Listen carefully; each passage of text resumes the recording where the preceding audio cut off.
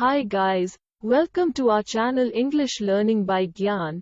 In this tutorial we will learn the meaning of annoyed in English and Hindi with example sentences.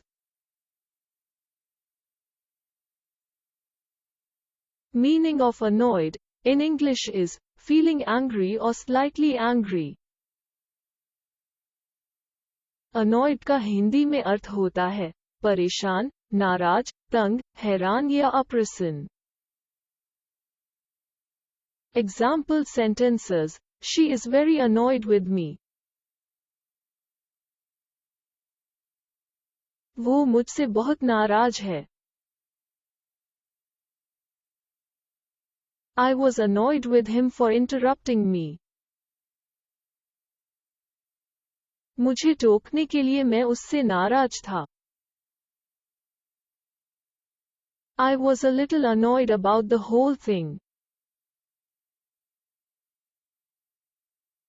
मैं पूरी बात को लेकर थोड़ा परेशान था.